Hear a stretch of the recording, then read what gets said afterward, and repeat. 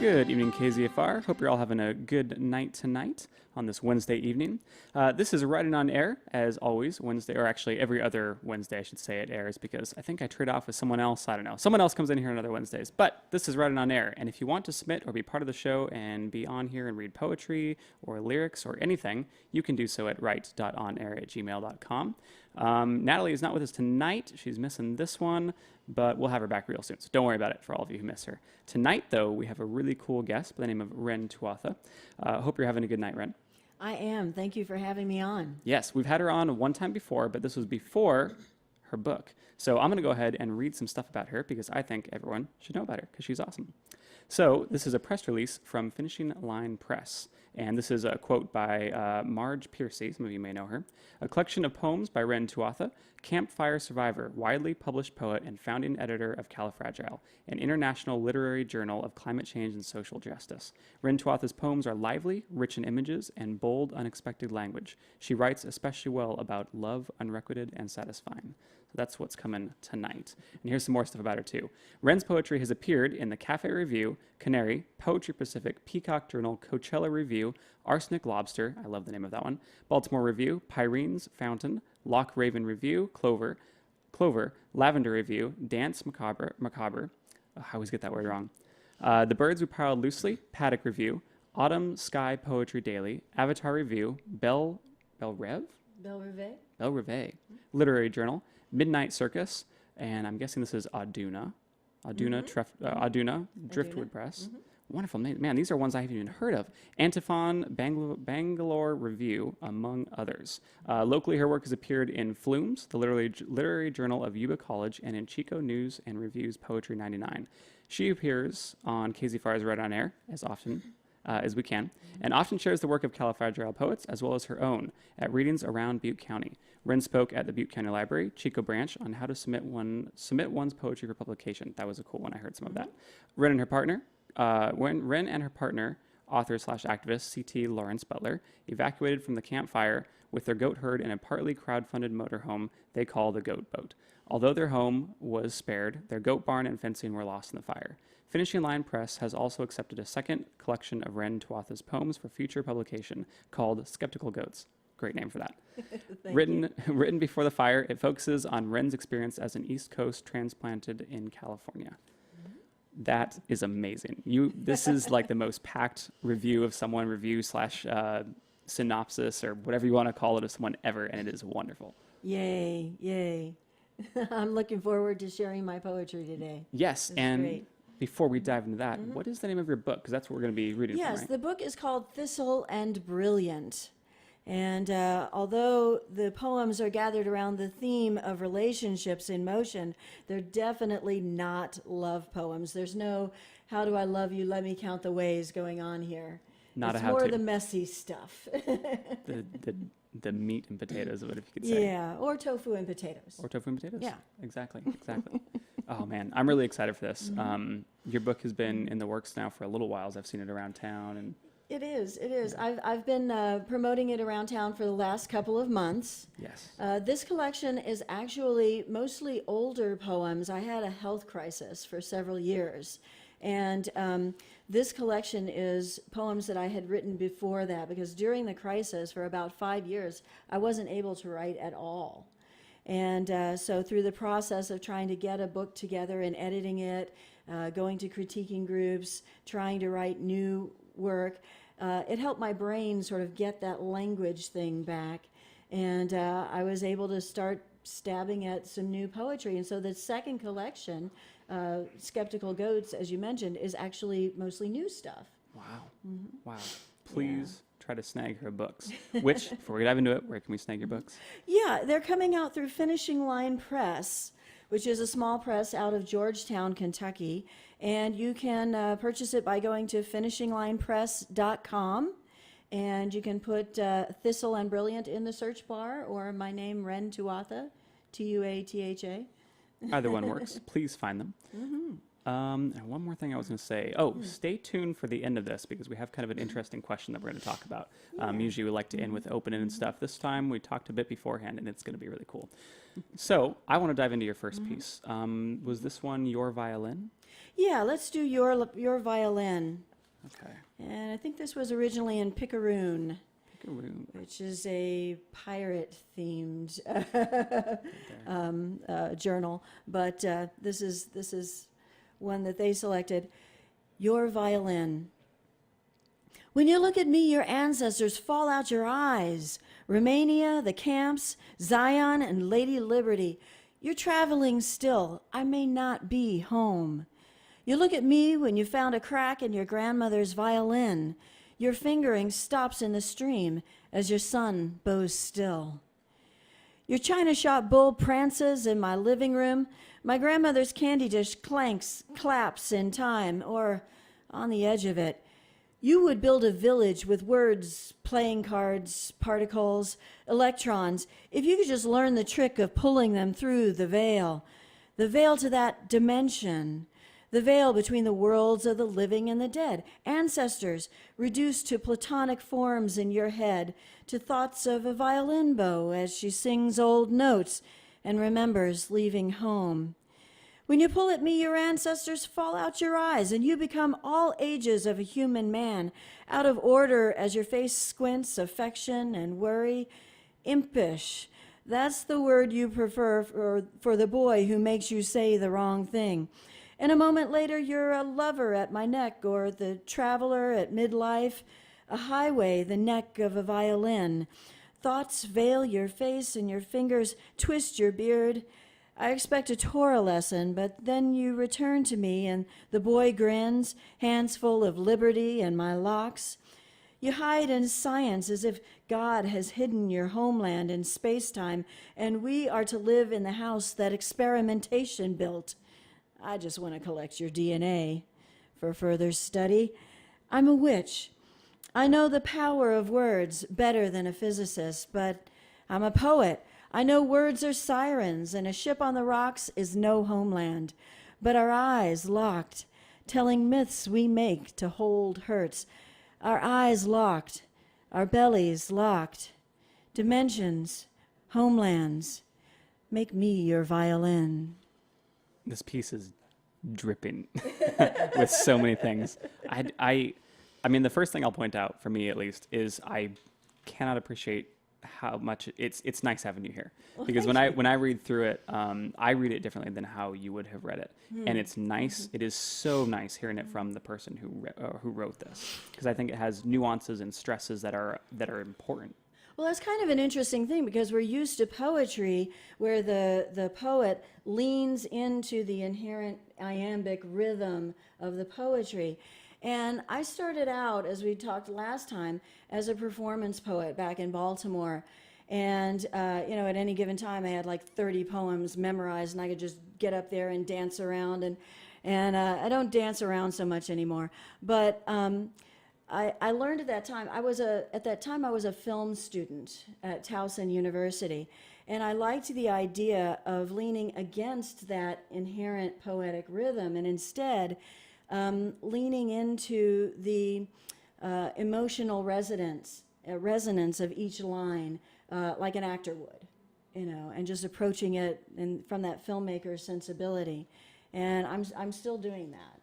It's a great play on it, man. The it's very early on, but I think my favorite part there is, you are traveling still, I may not be home. Because when I read it the first time, I read through it a few times, and that one I kept coming back to, because you can read it a few different ways, and each way it has a different meaning. But I was curious to see, when you read it, if it was the way that I had first read it, which it was. You are traveling still, and I, myself, the separate person, may not be home for you. Yes, and exactly. It was, Yeah.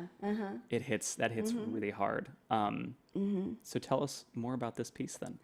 Oh, well, he was a physicist, and The science and I was a experimentation. witch. And Yep. yeah, he's an Israeli American, and that's really thick with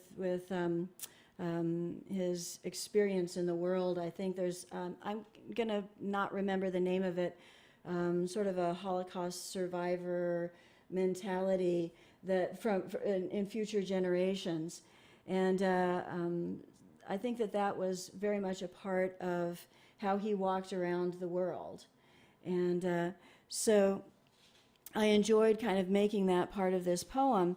And he had his grandmother's violin. And it really did start with just, oh, there's a crack in my grandmother's violin, and being stunned by it. It's a little bit, I have to go back to the campfire, you know. It's like, oh, things are my surroundings are utterly and completely changed in a way that they're not going to be able to go back to. Yeah, and so he's experiencing this crack that way. Something foundational. Yeah. Being different. Yeah. Yeah. Oh, man. Your pieces are so wonderfully complex because you get the ideas of kind of some lovers here, some romance going on, and then you're discussing it through your eyes, distinctly watching someone walk through something changing, something, a foundation, a surface, becoming something different for someone else. I think that Thistle and Brilliant has a lot of that to give. First of all, it's a collection of poems from a 20-year period. And also, just to pack it in there, I'm bisexual and polyamorous. So, you know, there are lots of beginnings and endings and middles and, you know, everything else in there. Yeah. Wow, man. Please catch your book, Thistle and Brilliant. Yes, please, finishinglinepress.com. I'll keep plugging it in there for you. Thistle and Brilliant, Wren Tuatha. Oh, man. Okay, I want to dive into your next piece. These are so good. I will probably come back and touch on some of these as we go, but I want to make sure we have time for all these. Yeah, well, let's move on to another slightly dense one. These are the two longest pieces in the book, Your Violin and Addah Pocket Watch. Addah pocket watch stands open on my desk like a sandwich board advertisement. I want to shrink down and crawl under it, camping in my ticking tent, constellations and bug spray. Addah knew me. She could look at me and tell my future. In her time, women married. Addah chose door number 2 and taught at a girls' finishing school, finishing them off for the altar. Retirement came abruptly, bourbon and ceremonies, the stillness of her room in the farmhouse, and no Marion. 2 twin beds, like a dormitory, and her married sister downstairs with grandkids on long weekends. I, her grandniece, tracked in with pocket frogs, 2 close best friends, and notebooks. She noticed. Mom cut my unattended hair short. Strangers took me for a boy with notebooks, listening to Annie. And the pocket watch tent would tick-a-tick, flashlights and ghost stories on her desk while she advised I could be a writer, plan a career. In her time, pocket watches were for men. That might be how it came to her. Tom, the last at bat who walked home lost, wondering why she wouldn't marry him, why remaining at school with Marion was preferable. The watch, forgotten on a washstand, a library shelf, a parlor bridge table. Tempest abire tibi est. It's time for you to go. The watch she kept wound for the sound. I was a writer when she died. I was a lesbian when I found her love letters. Her watch, a flashlight, and a tape measure in my drawer. Tempus vitam regit. Time rules life. This one is like, it too drips like the first one, but it's like being spoon-fed something. I love it almost feels like, to me, it's like watching a plant grow, this entire thing, because the start of it is But in very... a good way. In a great way, yes, in a very great way. Because the start of it is rigid. It's reeks of traditional, just rigidity, essentially. And then it blossoms into some just amazing, astounding things, very open-ended. You watch it just kind of grow. It is a beautiful piece. Yeah. Well, thank you. This is, of course, not all poetry has to be autobiographical, and not all poems in Thistle and Brilliant are, but this is one from my first mentor, my great aunt, who took a special interest in me, and I didn't understand at the time why, but I'm sure she did. Yep. How beautiful. Man. And I have her pocket watch. Yeah. Yeah, it's a matter of fact, I have it in a bag over here. I just went to a house party today. I've been doing a lot of that for Thistle and Brilliant, and it's a great opportunity to just sit around a table with people in an intimate way and read a few poems and talk about them, as we are doing right here. Yes. And it's more personal than just a poetry reading at a bookstore. Yes. You know, not Yeah. that I don't like those. They are all Yeah, wonderful. You yeah. mentioned something before this too that I thought was, because we were talking about like how I do shows and stuff like that, and I had said, yeah, it'd be cool to do a show where we just sit down and just read, no discussion, but just read some pieces. And then you had mentioned that you think poetry does need some discussion, which I resonate with a lot. Yeah, just taking a break once you laid it down and letting it soak in and giving the listener an opportunity to say, well, give me that one again. Or I really connected with this part and I didn't quite catch that part or whatever. When you're reading it, you have the opportunity to go back if you want to. And when you're hearing it, I think it's good to have those pauses. Yes.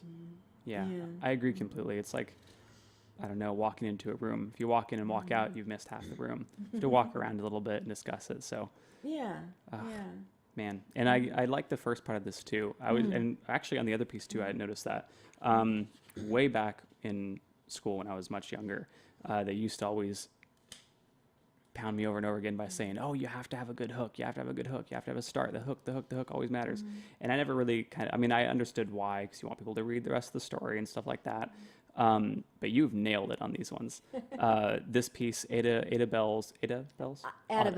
Belle's pocket watch stands open on my desk like a sandwich board advertisement.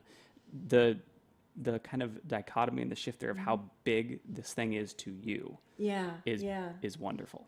I love that intro. I'm just like, yep, okay, I'll keep reading. Let's go. It's a good one. Well, definitely, that's what the writer wants to have happen.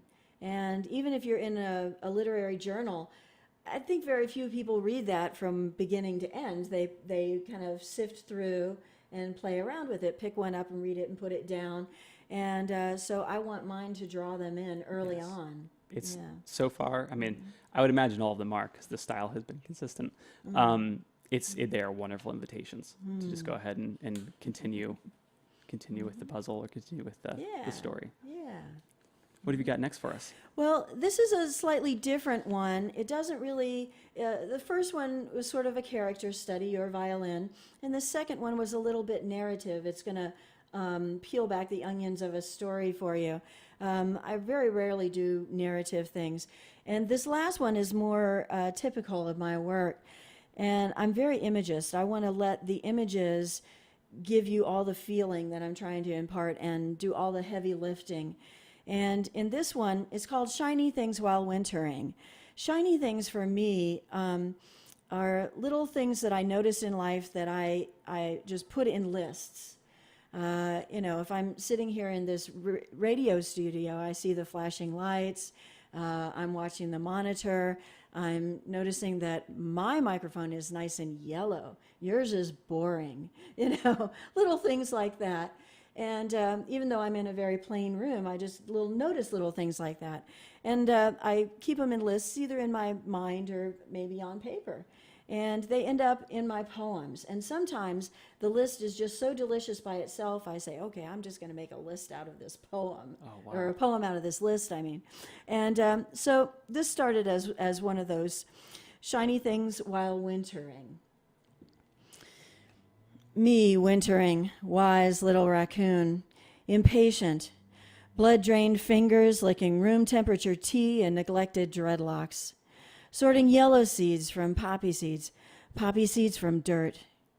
I hear her typing characters per second, pining for summer shiny sweat, short den days, bringing haiku and didgeridoos, shiny things, knobs to turn and regret, spilling and more things to sort. Light kisses her calendar, and we have colored markers, picks, and a plate of pearly mung beans. Shiny prism in her eye so close that her open mouth is sifting me in like plankton. Hazel, her eyes are glycerin. I surrender my skin to her nutrition. I love this piece. The first thing that hits me, and it's don't take this the wrong way. First thing that hits me is this is a cold piece. Not in as your eyes widen. But No, in a wintry way. in a wintry way, yes. Yeah. Like the first thing that hits me is one, the descriptions are, a lot of them are mainly, I mean, there's ones that are outdoors, but a lot of them are indoor things, things that you are going to be indoors because it's cold outside. So Yeah. you hit that. The shortened days, the days are shorter for winter, stuff like that. Poppy seeds in the dirt, temperature tea, which I imagine all these things surrounding a cold atmosphere. So to me, this hits me with like a soft, cool breeze. Yeah, well, you know, I absolutely hate winter. I moved to California because I hate winter. Right. Yeah. Ah, yeah. This is just the patiently waiting for it to not be winter poem. Yes.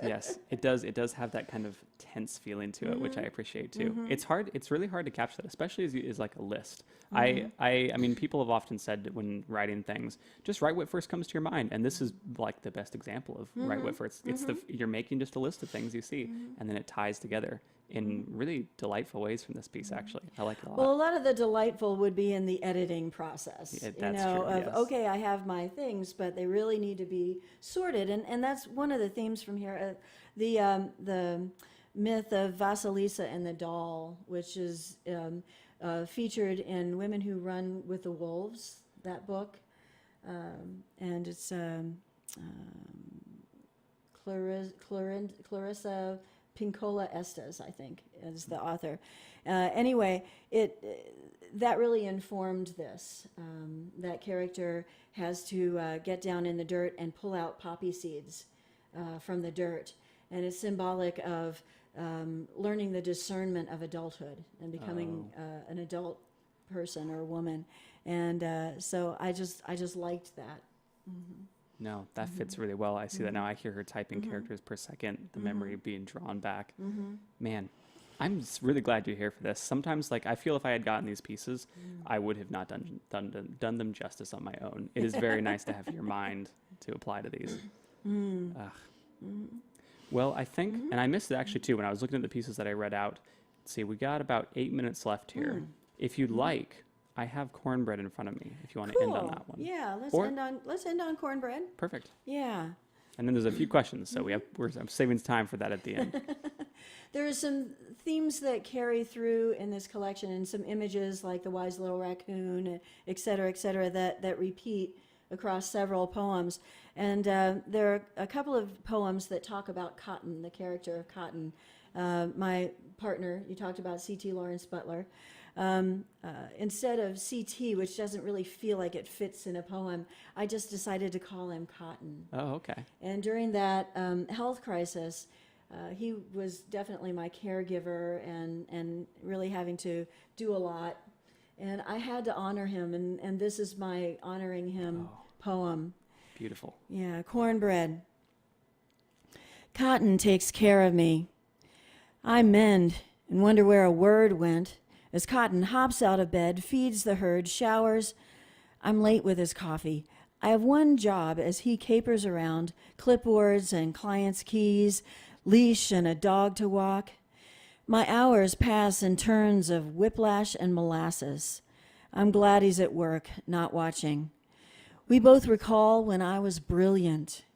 He soldiers and I try. Who takes care of Cotton? He's aged out of his market. Once 6 figures, now Cotton cleans houses. 5 today, done at 6, home at 7 with rags to wash and stories, spreadsheets and payroll, menu ideas and shopping lists, leash and a dog to walk. Cotton cares into the void. Tonight, he'll make cornbread. Man, I think if ever I've read pieces in poetry throughout my life, it is one of the most, I guess, like, in my opinion, best things you can do for someone you like is write something about them. And so watching this, it feels warm. And I love that. If he's in the room when I'm doing a reading, he tears up, and As he should. This is beautiful. Yeah. Man, this to me is like the best thank you I could possibly see. Like, the entire thing is a thank you, and it is, man, I like this piece so much. Cotton was there any reason behind the choice of Cotton? Well, comprises the letters CT, of course, and there's another poem in the collection called Leaping Cotton that explores it a little bit, how he can seem kind of thorny on the outside, but inside he's this downy bed, so it explores the choice a little bit. Thistle and Brilliant. Yeah. That one is called Leaping Cotton. Leaping Cotton. Yeah. Oh, okay. Yeah. Which you can find in In the book Thistle and Brilliant from Finishing Line Press. Yes. Yeah. Man, thank you for these pieces. This is so cool. It's been a while since I've been able to just kind of sit down. I mean, I do this all the time, but Natalie was out today, so it's nice. It's always interesting to go back to how I used to do it when it was just me, and it's nice having another person to talk to. I appreciate it. So we're nearing the end here, actually very close to it, and we had a question that I thought was going to be really cool to ask. So in your experience with writing a book, what was one thing about the process that stood out to you? Well, this is obviously a collection where I just kind of put the poems on the floor and like playing cards and said, well, what are the themes here? Which is different than deciding, right now I'm working on a new collection of poems around a theme, and I'm writing them with that theme in mind. So that's two different ways of approaching it. And you need, in order to really get accepted in a very competitive market, your collection should really have a theme. And with Finishing Line Press, they accepted 2 of my collections, and I really feel like they have an exciting model. They are not a university press, but they're a small, just independent press out of Georgetown, Kentucky, Kentucky being my home state. And they have a great model for really supporting and mentoring authors in being the best salespeople of their writing. They, instead of having an endowment and saying, well, we're going to pick 6 books this year, and they get in thousands of submissions and most people walk away with nothing, they still are very selective. They only accept about 1% of submissions, but for them that may end up being 50 in a contest that they do or something like that. And then they give lots of concrete information. How do you promote your book? When do you need to do this and that and the other thing? Here's how you write a press release. Here's how you schedule a radio show.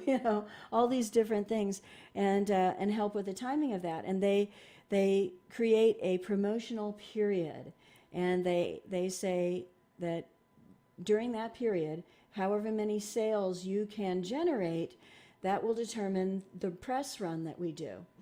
With poetry, you might only be talking about 250 copies, or maybe you're talking about 1,000 copies, or all points in between.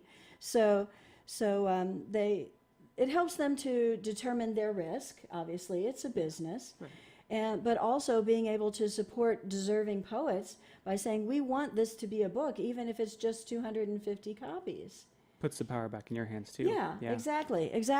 And they get a lot of pushback in the poetry community, people saying, well, you're expecting your poets to sell books. That sounds like a vanity press. Well, it doesn't sound like a vanity press to me at all. No.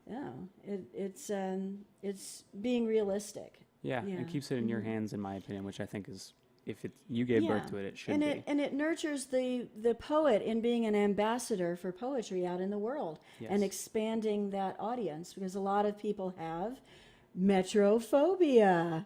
It's a word that means what? That's a word that means the fear of poetry. Yes. Oh, man. So I want to dive into that more, but unfortunately we're at the end of our show. So I want to plug again, where can we find your book, Thistle and Brilliant? It's at finishinglinepress.com. Just put my name, Wren Tuatha, in the search bar, or the book title, Thistle and Brilliant. And you can also find her on her website, califragile.org. Yes. Yes. You are the founder and editor of that. I am. It is a beautiful website. I've been on there a few times checking it out. So, thank you very much, Hey, Wren. we got Charles Bernstein today. Whoa, really? Yes. Check out her website. That's awesome. That's so cool. Man, this has been a great show. Thank you for having you on the show. That was a weird way of phrasing that, but thank you. This has been cool. Thank you so much. I really enjoyed it. Yeah, we'll have you back again, I'm sure. Yay. shiny.